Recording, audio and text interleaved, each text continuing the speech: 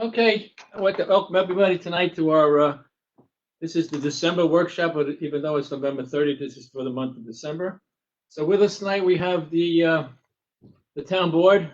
We have Andrew Riegenbaum, Steve Moreau, Sylvia Santiago, and Stephen Bedetti. We also have our town clerk, Kelly Allegra, our town engineer, our town attorney, Dave Zagon, and the lovely Danielle from our IT department. And I am George Myers. So the first item on the agenda tonight is the Woodlawn Cemetery, as most of all the board knows, but for those folks tuning in, the town of New Windsor now controls that Woodlawn Cemetery on Route 94. So we're charged with the upkeep and maintenance of it since that's the state law. So we have introduced a new book that our town clerk's office put together. It's a booklet that we will give to people who will looking to use the cemetery plots, and it kind of outlines just about everything that they need to follow to be able to adhere to our guidelines. There's another item under these Woodlawn cemeteries, a transfer of funds. We're transferring some cemetery funds to the general fund to reimburse some of the costs we had.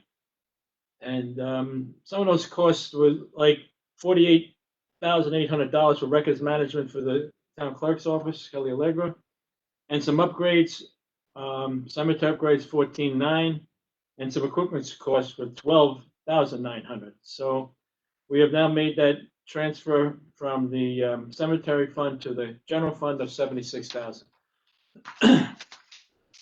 Next item on the agenda is the annual contract with the New Windsor Emergency Medical Services, formerly known as NUVAC.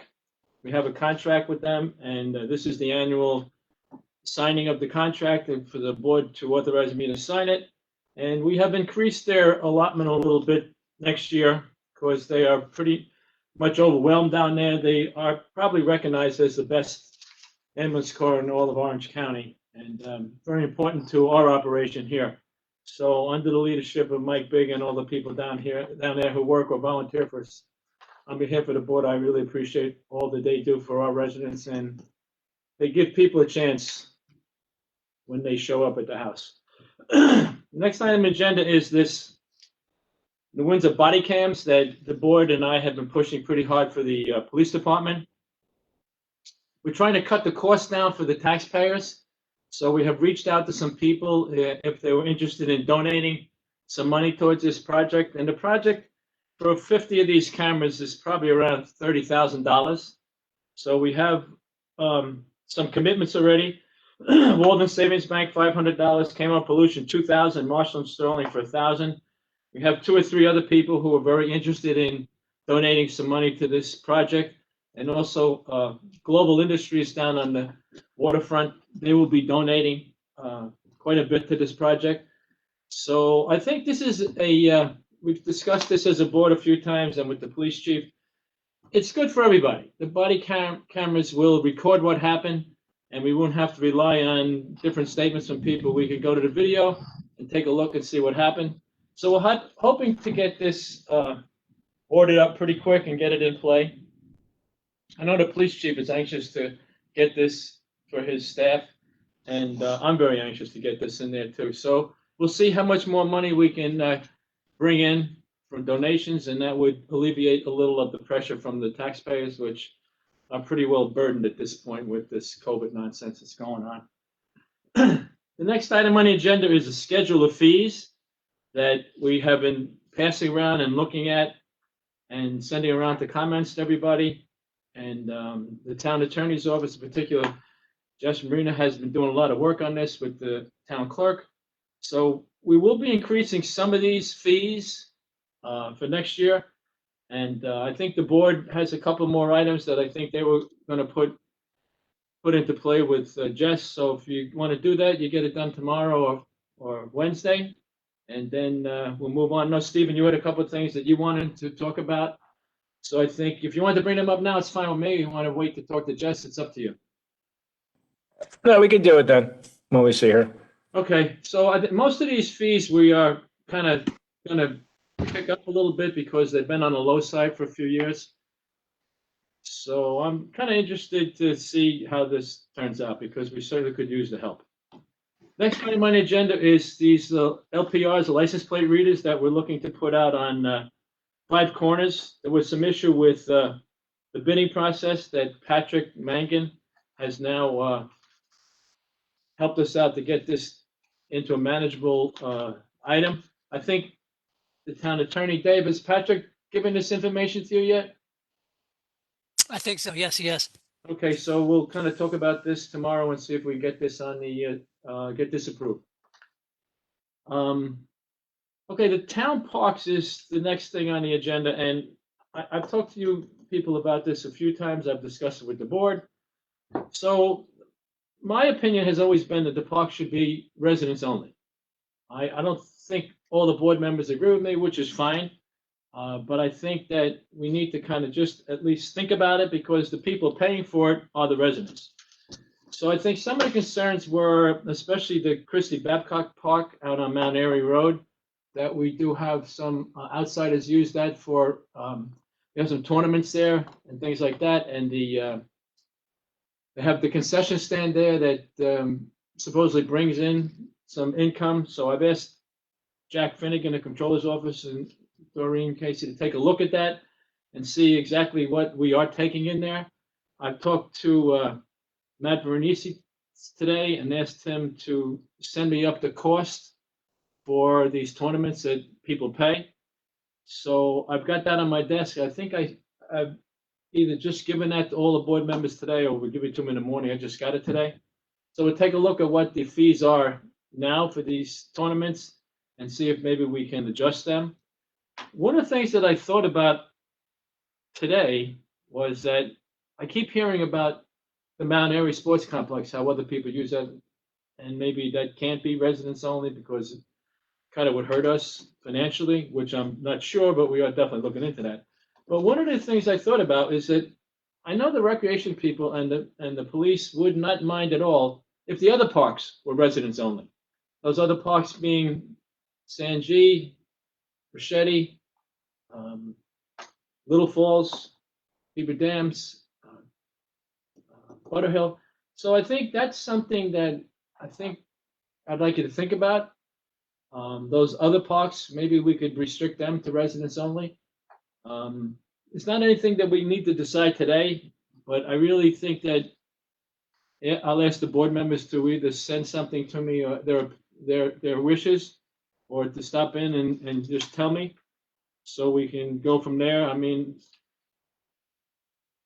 we have really upgraded all these parks in the last few months. I mean, the board was very concerned about the parks, and I kind of reacted, and we have a lot of new equipment in the parks. We have cleared the Plum Point Park, cleaned that up, made it very easy now for people to go up there and view the Hudson River from our park. We had cut down a lot of trees to make that happen. And I think right now the parks are in very good shape. Keith Bedetti and his crew, they have even made a walking path from our park that wraps around, goes all the way down by the river, and it comes back out again at the county park, and then you can come back up again. And I think that Plum Point Park of ours is probably the best kept secret in town. I think our residents really are missing the boat if they don't go down there and take a look at it, especially those who like to hike and walk. I mean, it really is a nice place to be, and I don't think enough people know about it. So I'm going to ask the board members, maybe between now and the end of the year, that you let me know your thoughts about the parks. And it's just out there. I mean, I'm not really strong in either direction, but I do feel that since the taxpayers are paying for it, that maybe it should be restricted to them. But let's see what you have to say, and then we can go from there. The next item on the agenda is this Catskill Aqueduct was shut down by the New York City DEP today. So we are now drawing water from the town of Newburgh on the Delaware Aqueduct. And there's a couple of interconnects there. We have one on Union Avenue, one on Express Drive on the airport. And we are taking water from there. And we are continuing to take water from the Butterhill wells and the Kroll wells. So it's probably about 1.5 million from each site, which is pretty much close to what we're doing now. And we also have the option of taking some water from Brown's Pond. But the winter months are usually much less use of water. So we usually use about 3 million gallons, 2.7 to 3 million a day. My guess is probably would drop down to 2.5 or 2.7 with the winter months here. So this shutdown is for about 10 weeks. It'll run from today to about, they're saying, February 13th. So this is the situation that we'll be in now for 10 weeks, and this will not be the last shutdown. At some point in time, they'll finish with the Catskill Aqueduct, which we draw water from, and they're going to close down the Delaware Aqueduct. So at that point, we will be supplying water to the town of Newburgh from the Catskill Aqueduct, just as they are supplying water to us from the Delaware Aqueduct. So we had some meetings today, and everything seems to be kind of running along, and that aqueduct is shut down, and we'll be losing the siphon, I think, tonight sometime. So that's just to keep everybody posted as to where we are, and the residents are aware of what's happening here. The next item on the agenda is, I just have this COVID-19. As the board knows, we are now in the yellow zone. There are 3 zones: yellow, orange, and red. Red being the most restrictive. So right now, we're in the least restrictive, but we are in a restrictive zone. And it happens to be us and the city of Newburgh are in this, seem to be together. Like just the last 4 days, we were the second highest municipality in the county for positive tests within the last 4 days. So the positive tests just seem to keep on coming. The governor was on today with one of his press conferences. He didn't go into too much about the this yellow, orange, red business, but he did start to talk about hospitalization, and he seems now to be more focused on hospitalization. And the hospitalization rate, ICU, seems that may be a new tipping point. Right now in the state, it's about 36%. The last I heard, and I haven't probably since last Wednesday, maybe St. Luke's was maybe at 44, 45%. But I did have an occasion to talk to the director up there, and she said that they are very, very busy. And our ambulance, we can kind of track some of it with our ambulance, and some days there's lots of COVID activity, and some days there's no COVID activity. But I don't think anybody knows exactly where we're going, but I'm trying to err on the side of caution. So we're limiting the number of people that can come into town hall. There was some time a few weeks ago, we actually had about 300 people come in and out of here, which is way too many. So now it's by appointment only, and so far so good. And we're here to take the phone calls. We're here to answer emails. And those who have to see somebody, they can make an appointment and come up to see them. But I'm just trying to limit it to a person in here at a time in each office. And so far so good. We're trying to keep an eye on where the governor's going with this. And right now he seems to change a little direction today, but we'll have to see what he comes up with in the future. But at this point, I'm certainly, as being charged with the town hall here, erring on the side of caution. So for the rest of this week, we'll be open to the public from 11 to 3 by appointment only. Obviously, we'll be here from usually 9 to 4, 9 to 4:30, and we'll be able to talk to people or answer emails. So we'll have to see where this is going. And everybody keeps talking about the surge, the Thanksgiving surge. Now they're calling it the holiday surge. So I don't know where this ends, but so far we've been pretty good because of the actions that we've taken, and we'll see where we go from here. The 9th item on the agenda is just to bring you up to date on the town paving project. We are beginning next year a 5-year plan to pave all the roads in town that were neglected. So we'll be going out to do, we're borrowing probably about $5 to $6 million. And I've had a meeting with the highway superintendent today, and he's pretty much knows where he's going for year 1. What I asked him to do is put it in writing for me so I can send all the board members a copy of where he intends to begin the paving for the first year. There's about 100 miles of road in town. So we're going to start with some areas, and then we'll move on. And after 4 or 5 years, some of the roads will need to be reclaimed, which means chopping the whole thing up, and it's much more involved than just topping it. Some roads just need a topping. And while we're at it, we're going to do the drainage work, because it'd be silly to do the paving and leave the drainage, which causes the pavement to break up without fixing it. So that's also part of the highway superintendent's plan, Anthony Feo. And once I get that from him, I'll send it to you folks, and you can see what we intend to do first. I've also instructed them to, we're going to do the parking lot here in Town Hall. It's a disgrace. It's falling apart. So we've done something to just kind of get it up to date a few months ago, but now in 2021, we're going to pave the parking lot. That's probably at about $270,000 to do that.